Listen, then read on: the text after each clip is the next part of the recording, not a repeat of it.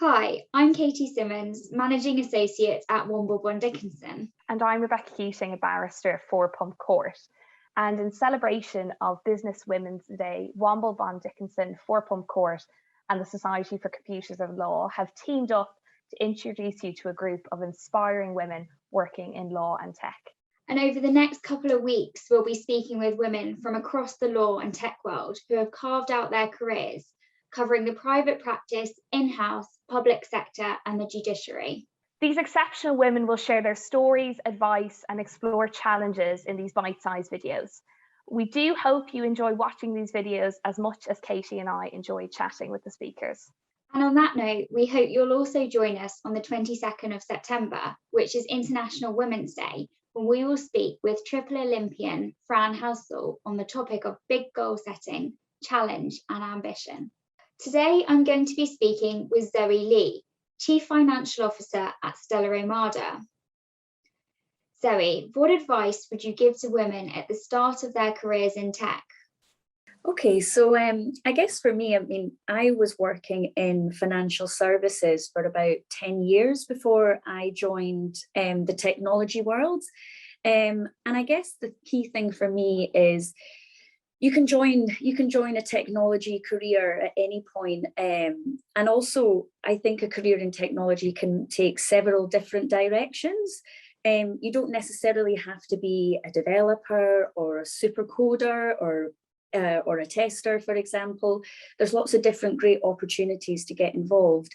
If I think about the business that I work in, a lot of the women are in finance, kind of marketing and HR, but we do have a lot of women that actually do those traditional technology roles. And I think, for anyone, male or female, I guess, joining a career in technology, I would encourage you not to be intimidated by the subject matter or by the gender gap. Just be confident in your own kind of core skills. And the value that you bring with those skills. And I think, you don't need to be technologically minded, but just open and willing to learn is probably the key element if you're joining a business that's focused on technology. And what advice would you give to yourself if you could go back in time to, say, when you were at university? Yeah, so actually I did a presentation quite recently to a group of newly qualified accountants, and I actually did a little bit about my career journey, and the 3 pieces of advice that I kind of gave to them was almost me putting myself in that position of being that newly qualified accountant, kind of fresh out of university. The first thing that was very key for me was about being yourself.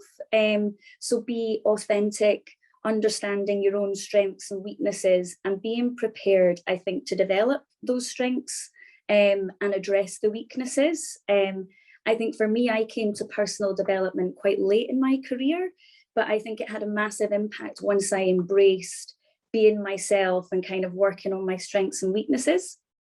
I think the second piece of advice would be around valuing relationships. So I've been really lucky to have incredible people around me from growing up, my career, everything. And it's about building that support network around you and being conscious about maintaining those relationships. I've been incredibly lucky to have really good managers and mentors that have believed in me all the way through. And I think just that confidence by having, strong key people around you has helped me massively.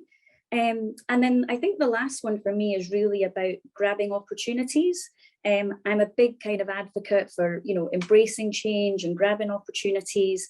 And I think, there'll be key moments in your career where you have a choice or a decision to make. And I think it's not about being afraid to take those opportunities. If I look at my career at Stellar, my move into technology was through a relationship that I'd had with a previous work colleague, grabbing that opportunity. I wasn't necessarily looking for a change in career at the time, but decided, this is something that's too good to kind of pass over. So, I think being yourself, valuing relationships and grabbing opportunities would be my kind of top 3 things if I could go back and speak to myself. What is your favourite thing about being a woman in tech? Yeah, so as I say, I mean, I've only really been in the technology industry for the last 15 months or so.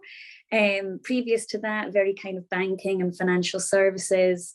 And what I would say is that there's never a boring day. No day is ever the same. What I love about it is I learn new things every day. I'm faced with new challenges. If I even think about my first week when I joined Stellar, I sat in on some of the calls, and there was acronyms and loads of things being kind of thrown around. And, I almost had to put my hand up and say, can somebody explain this to me? I feel like my own personal development has been massive over the last 15 months. And I work with the most amazing people, and probably people I wouldn't have actually had exposure to had I stayed within financial services and banking.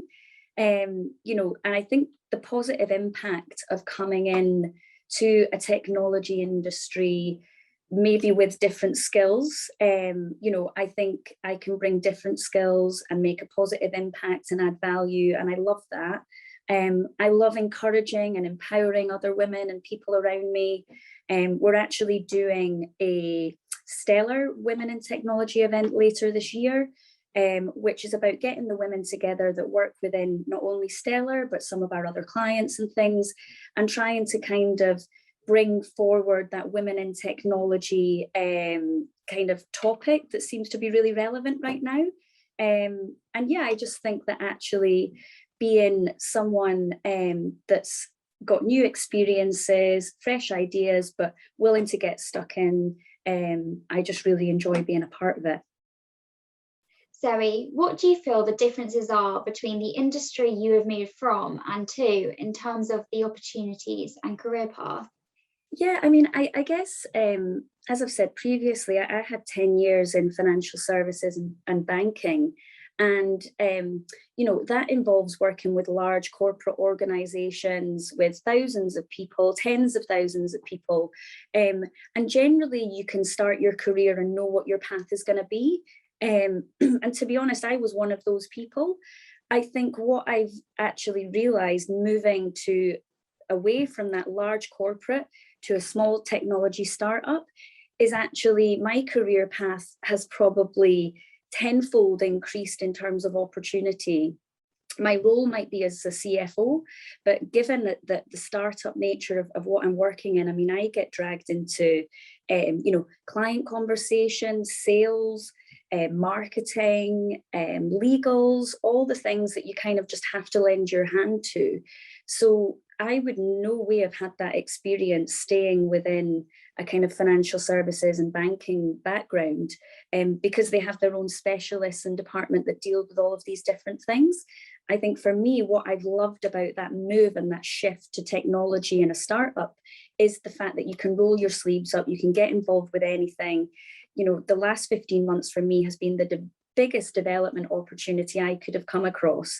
And if I now think about my future, would I ever go back to a purely financial role? Probably not. I've learned so much about running a business, being involved with a business.